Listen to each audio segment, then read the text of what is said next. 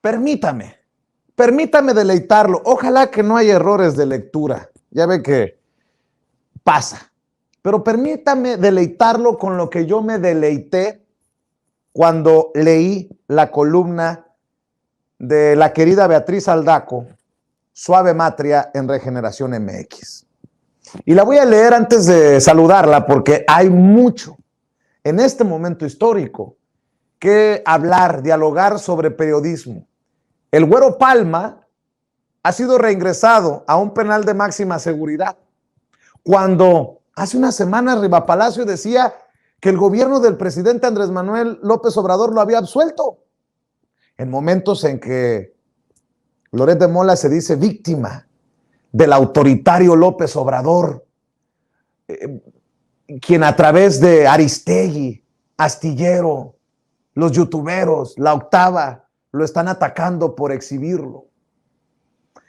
En momentos en que Artículo 19 publica una fotografía que corresponde a Egipto y no a Cuba para hacer un posicionamiento político sobre lo que ocurre en la isla. Por eso, permítame deleitarlo con lo que escribe Beatriz Aldaco. Dice, ¿qué esconden los comunicadores reacios a la réplica presidencial? Un argumento válido para rechazar la nueva sección de las conferencias matutinas presidenciales denominada ¿Quiénes quieren las mentiras? Habría sido que en México no existen comunicadores que mienten a la población, pero ninguno de los periodistas que expresó su indignación frente a la iniciativa se atrevió a afirmar algo así. Intentaremos exponer entonces lo que consideramos que está en la simiente de sus vociferaciones. 1. Que añoran la investidura presidencial del pasado o de cómo no poder vivir sin las simbólicas cabelleras engominadas. Echan de menos añejas formas de hacer política. La aureola de realeza que circundaba a los expresidentes lo situaba en un plano superior que no admitía una comunicación horizontal ni con la ciudadanía ni con la prensa. Se mantenían en un pedestal, no sostenían diálogo directo y transparente ni con el pueblo ni con los comunicadores. López Obrador rompió con ese precepto no escrito y sus detractores no lo pueden admitir y asimilar. Sin embargo, en sentido inverso, practican la vía vertical. Pretenden que su palabra constituya un monólogo y no que forme parte de un diálogo. Se dirigen al presidente de tú a tú, pero no toleran que él les hable a ellos de la misma manera. Esto dijo Carmen Aristegui. La crítica sobre el trabajo de los periodistas debe ser desde la sociedad y hay otras vías para los señalamientos desde los poderes que componen al Estado. Y Temoris Greco, AMLO comete el error de elevar a su nivel SIC a ciertos periodistas. 2. Que ejercen un poder enorme pero simulan estar en desventaja o de cómo los victimarios pretenden aparecer como víctimas. Fingen no conocer el influjo del llamado cuarto poder que ha sido capaz de derrocar gobiernos y destruir regímenes.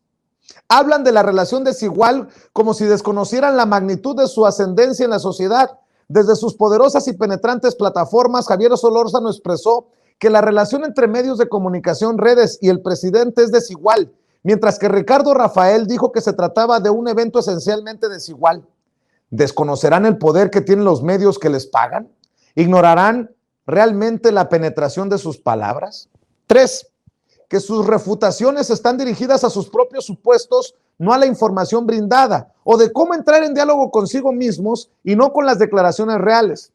Según la comunicación oficial, el objetivo de quienes quieren las mentiras es desmentir fake news, proporcionando a la sociedad información correcta, sustentada en bases y documentos fidedignos, pero la mayoría de los opinantes que se oponen a la sección no se limita a refutar tal explicación, sino que bordan sobre sus propios prejuicios.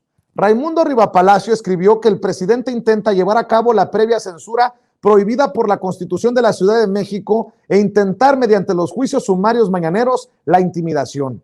Desmentir una nota falsa no es censura, ni implica lanzar un juicio sumario ni intimidar. Es un asunto de ética periodística, garantizar a la sociedad el derecho a la información veraz. La prueba de que no hay tal intimidación es que cuando se ha exhibido a comunicadores que mienten, estos han continuado ejerciendo con libertad su oficio, como el mismo Riva Palacio y sus pares. 4. Que son afectos asiduos al catastrofismo y a los motes, o de cómo hacer gala de la agorería apocalíptica. El presidente y el nuevo ejercicio Han despertado la habitual costumbre de la prensa opositora de acuñar motes que aseguran y auguran escenarios catastróficos. Árbitro de la verdad y perseguidor de la libertad de expresión, le ha llamado Héctor de Mauleón al presidente, mientras que la iniciativa la califica de ocurrencia profundamente autoritaria, nuevo tribunal de la verdad, moderna inquisición. El mismo comunicador, sin percatarse de su contradicción, señala al final de su texto que la información errónea o dolosa debe ser combatida únicamente con información, lo cual se corresponde con el objetivo de la nueva sección. Como parte de los retiembles de victimización anticipada, Ricardo Rafael escribió que la encargada del nuevo apartado, Ana Elizabeth García Vilchis, hará las veces de verdugo. Y 5, que proporcionan información falsa en sus réplicas, o de cómo mentir mientras presumen no mentir. Ricardo Rafael plasmó: López Obrador precisó que no habrá derecho de réplica para los aludidos, ya que, aunque supuestamente le gustaría, no podría entregar tiempo durante la mañanera a las voces aniquiladas bajo sus órdenes. Pero lo que está registrado en la versión estenográfica de la conferencia del 30 de junio pasado son las siguientes palabras del presidente. Si mandan réplicas, aquí se dan a conocer. Que manden a comunicación las réplicas y aquí se contestan. También pueden venir, pero es tan evidente, o sea, ¿qué más pruebas que sus textos? Conclusión: si hay derecho de réplica, Ricardo Rafael difundió información falsa, señal de la utilidad del nuevo capítulo semanal de las mañaneras. Escribe Beatriz Aldaco, escritora, editora, articulista y promotora cultural, a quien saludo con mucho gusto desde donde transmite la playa más bella, desde mi perspectiva, del mundo, los atardeceres más bellos del mundo, San Carlos, Sonora. Querida Beatriz Aldaco, te mando un abrazo. Pues qué belleza y qué claridad que pues seguramente puso a parir chayotes, como decimos en el pueblo, a más de uno con lo que escribiste. ¿Cómo estás, Beatriz? No te escucho, desafortunadamente no te escucho. A ver si le prendemos por ahí. Ya, ahora ahí sí, ¿verdad? Sí, no quería que se oyeran aquí los ruidos mientras estabas hablando. Saludos desde tu tierra también, desde acá de San Carlos. El clima está muy agradable. Iba a poner la mesa al revés para que vieran el mar, pero dije, les va a dar envidia. A la otra sí voy a voltear la mesa porque estoy viendo el mar en este momento, o sea, hasta la ventana estoy viendo el mar. Beatriz, no presumas, porque luego van a decir que es lo que te está dejando la cuarta transformación y lo que te está pagando Andrés Manuel López Obrador para... No, ya los conoces. Pues no hay paga, no hay nada de eso. Sin embargo, estos comunicadores, pues, no deben estar nada desprotegidos económicamente, ¿verdad? No, por supuesto que en esta serie de puntos a tratar de tratar de profundizar más allá de lo evidente, no puse lo del chayote, ¿verdad? Porque eso está ya, pues, muy tratado, muy sabido, muy sobado. Todos sabemos que les pagan por mentir a muchos de ellos. Y quiero comenzar comentando que ninguno de ellos, bueno, se dice al principio, pero quiero reafirmar esta idea, ninguno de ellos pudo salir a decir: yo jamás he mentido.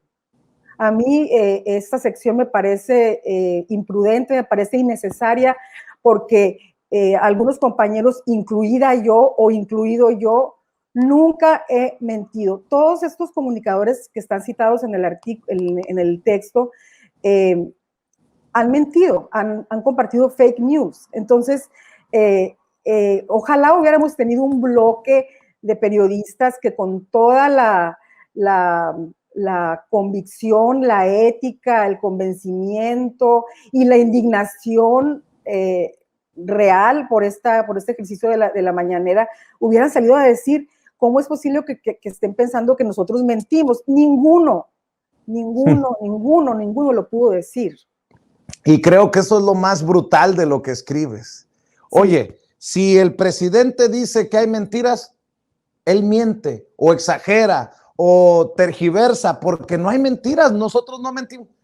Que nadie pueda sostener eso está muy, muy cabrón. Y digo La nadie verdad, sí. entre los aludidos, Beatriz, porque hay muchos que decimos que aunque esa élite nos quiera menospreciar, pues muchos desde nuestras trincheras digitales no mentimos, no robamos y no traicionamos al pueblo, Y como por eso, diría la 4T. claro, y por eso no salimos a manifestar indignación por la sección, porque la verdad, aunque se oiga muy trillado, aunque parezca un lugar común, tenemos la conciencia tranquila porque sabemos que no estamos en este oficio o en esta actividad para mentir, para engañar a la gente, sino al contrario. Entonces, ¿quiénes son los que saltan inmediatamente en una actitud que me parece a mí bastante infantil también, muy inmadura, muy infantil, de evidenciar, ¿no? Es el niño que se siente descubierto en una travesura y que lo primero que hace es, como reacción, su primera reacción es decir, yo no fui, yo no fui, yo no fui, fue fulanito, o desviar la atención. Entonces, también me parece que hay mucho de inmadurez y de infantilismo en el buen sentido, porque los niños no los podemos ver no podemos hablar de ellos en sentido peyorativo, pero me refiero a que no hay una madurez tampoco en su actuación, o sea,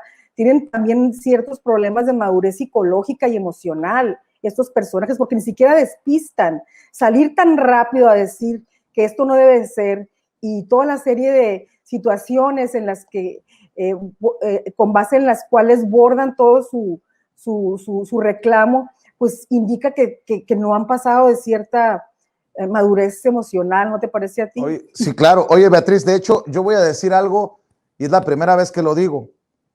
Si hubiéramos tenido un quién es quién en las mentiras, nunca hubiera ocurrido un montaje como el de los Zodiaco, nunca hubiera ocurrido un montaje, o al menos si hubiera ocurrido lo hubiéramos señalado en su momento como el de Frida Sofía, no hubiéramos tenido una entrevista pactada como la que dice Javier Duarte se pactó con Loret de Mola antes de huir a Guatemala.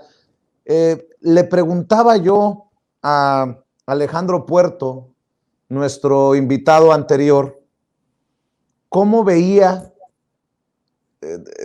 todo esto que ocurre en torno al gremio periodístico.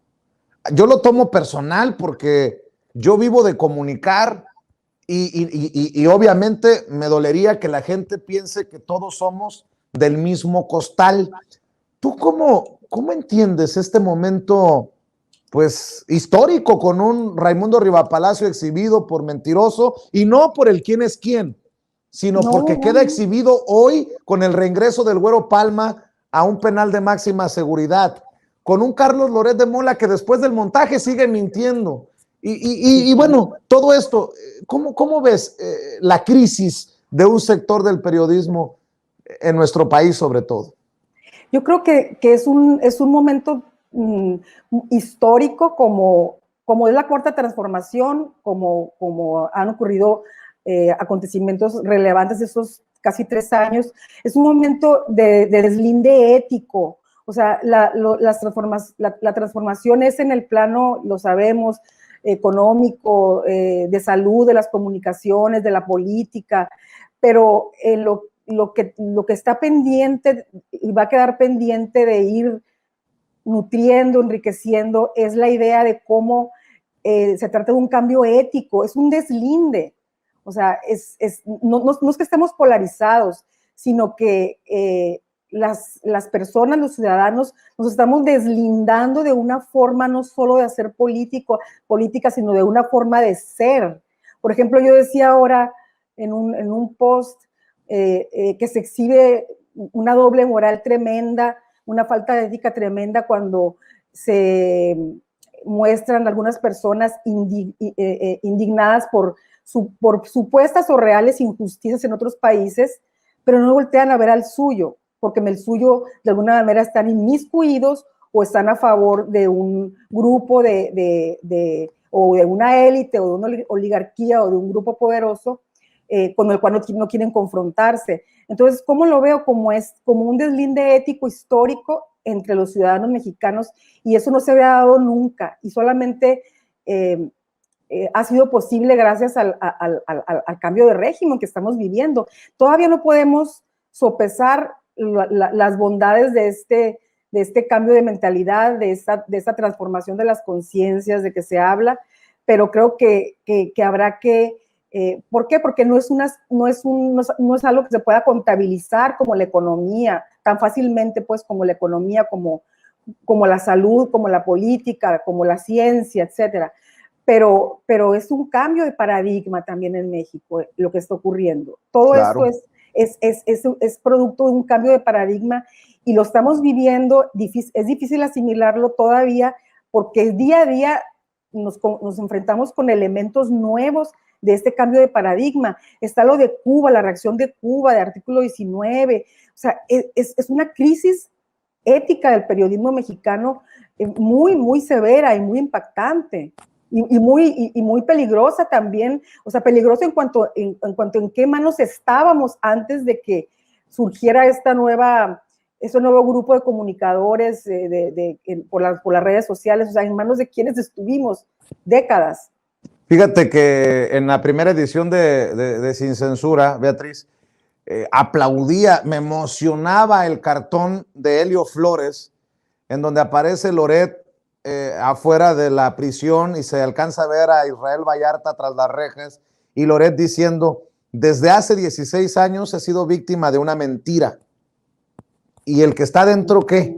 Y creo que es responsabilidad de todos. Por eso, regresando a lo de tu columna, a lo de tu artículo, es responsabilidad de todos, incluso del presidente Andrés Manuel López Obrador, combatir la mentira. Creo que es un derecho elemental del ser humano conocer la verdad, un derecho elemental para una sociedad, estar informada con la verdad. Y si hay mentirosos que cobran por disque informar con la verdad, hay que señalarlos. Y si hay quien cobra para mentir, también tiene que ser señalado. Yo me acuerdo las primeras veces que empecé a ir a la mañanera y debo de siempre agradecer a Comunicación Social, por más críticas que tenga, que nos dieron la oportunidad de ser el primer medio digital en ser acreditado para las mañaneras. Y recuerdo que no soportaban los medios tradicionalmente chayoteriles que insistiéramos una y otra vez con el tema de que diera a conocer el presidente, que diera a conocer Comunicación Social la lista de los más apapachados en el gobierno de Enrique Peña Nieto. Bueno, pues hoy sabemos que Joaquín López Dóriga recibió más de 250 millones de pesos en el sexenio pasado y que gracias a una investigación de Nancy Flores de la revista Contralínea ofrecía en sus kits de ventas opiniones. Imagínate, cómprame las opiniones y las vamos a insertar en programas de Radio Fórmula como el de Ciro Gómez Leiva y el de Oscar Mario Beteta. O sea, sí estoy de acuerdo, es un momento histórico, pero aquí también tiene que haber un, entre comillas, levantamiento pacífico, obviamente, de las audiencias. Las audiencias que al final tienen el poder, siempre lo han tenido, pero la idea de los grandes medios era pues quitarle ese poder, convencer a la gente que consumían lo que había. Ahora no. Ahora creo que las audiencias tienen que exigir, como yo he dicho, más y mejores contenidos. Y bueno, eso para seguir dialogando, querida Beatriz. Sí, y otro aspecto también de este grupo, de esta clase periodística o clase reporteril o clase de comunicólogos unidos por características comunes, es la arrogancia, ¿no? Bueno, yo desde mi cubículo, desde mi escritorio, me tomo la libertad y tengo la libertad y uso la libertad para insultar al presidente, para decirle hasta de lo que no, ya sabemos, o sea, pero no los toquen a ellos. O sea, eso también es una actitud bastante, insisto, en la parte emocional, que eso poco se ha tratado, en la parte psicológica de ellos, de este grupo de comunicadores. No los toquen a ellos. Es el niño egoísta que se siente con la con la autoridad o la capacidad de ir a pegarle al otro niño, pero que el otro niño no le pegue a él, no se la conteste.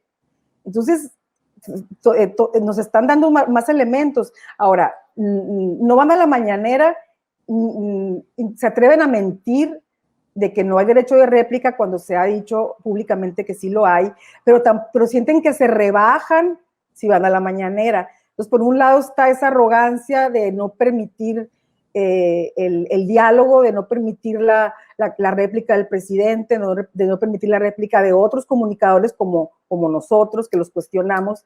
Y por otro lado está el no rebajarse a ir a la mañanera a confrontar sus dichos y sus acusaciones frontalmente. O sea, ese Le es voy a otra preguntar, cuestión. le voy a preguntar a alguna por ahí psicóloga o psicólogo, porque tiene razón.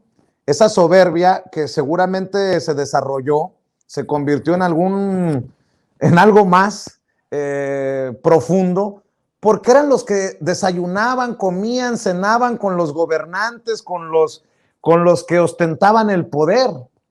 Y creo que eso los hacía por amistad o por lo que tú quieras, creerse que tenían la verdad absoluta. Pues ahora no. La realidad es que no existe verdad absoluta, porque ya no estamos en los tiempos de López Dóriga, no estamos en los tiempos de Saludowski, no estamos en los tiempos en los que no había pues una Beatriz Aldaco que les diga, hey, estás mintiendo, o yo tengo otros datos, como dice el presidente. Beatriz, para ir cerrando este tema y preguntarte de algo que también me emociona. No, definitivamente, ¿no? Y bueno, yo cerraría esta parte, pues, apuntando a algo también muy característico de este grupo de comunicadores, que es muy fácil desmontar, es muy fácil, son poco inteligentes, no quiero insultar a nadie, pero algunos de ellos son muy poco inteligentes porque no cuidan lo que escriben, son muy fáciles, sus mentiras o sus argucias discursivas son muy fáciles de desmontar, se ponen, como se dice coloquialmente, de pechito, y entonces, eso, ¿qué es lo que refleja eso? Que escribían o estaban acostumbrados a escribir para un público, pues que como no tenían,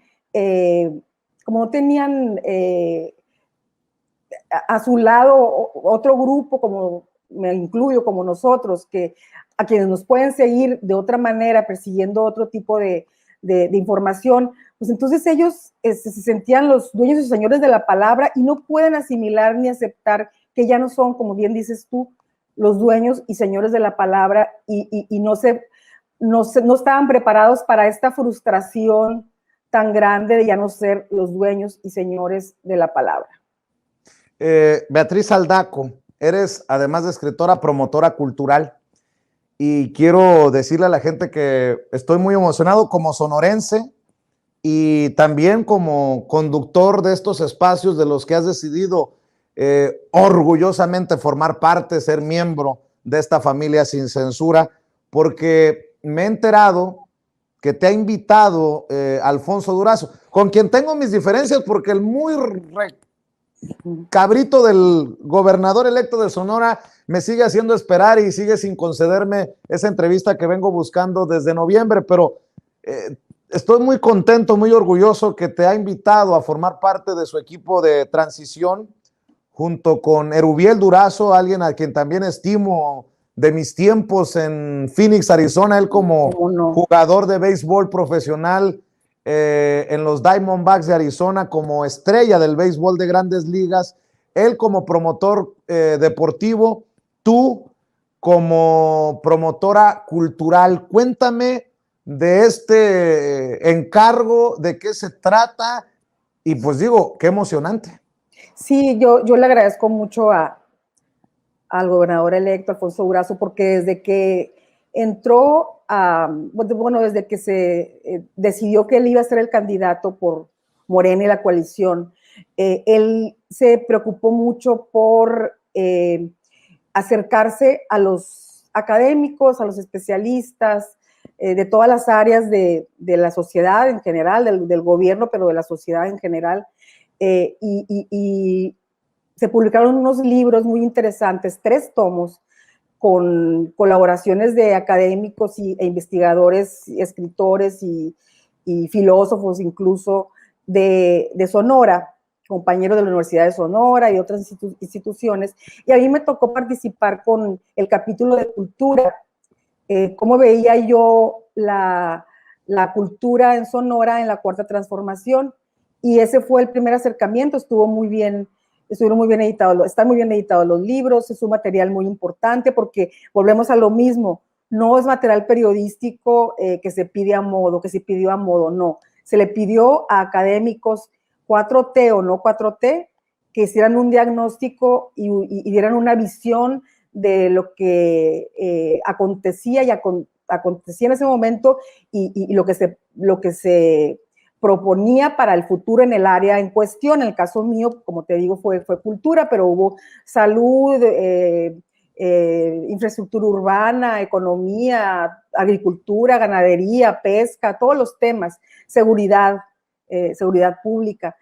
Y ese fue el primer acercamiento, y ahora que está ya en marcha el proceso entrega-recepción, le voy a colaborar con él como coordinadora de la mesa de cultura para este proceso. Pues es un proceso técnico realmente de solicitud de información a la administración saliente y revisión de los documentos para que quien llegue al instituto como director o directora, los nombramientos todavía no están hechos, son hasta septiembre, tenga un panorama bastante cercano a la realidad de cómo se manejó la administración de la institución en estos 6 años que están por concluir en cuanto al sexenio de Claudia Pavlovich en Sonora. Esa es la situación en este momento. Es gratificante, es mucho trabajo, pero con mucho gusto estamos armando un equipo y con mucho ánimo para sacar adelante esta tarea, este encargo, porque no es un cargo, no hay nombramiento, como digo, de directores ni de directoras en ninguna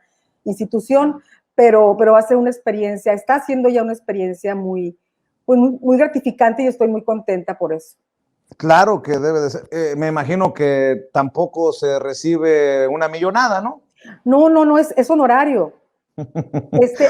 Por eso lo decía, porque ya conozco a esos bots y trolls que inundan las cuentas de Sin Censura. Uy, San Carlos, Sonora. Pues es que como ahora va a estar en el equipo de transición de Alfonso Durazo, por eso precisamente me burlo de esos y de una vez por todas lo aclaramos, porque eso habla también de un compromiso con la cultura, querida Beatriz, sí. y un compromiso con nuestro querido Sonora.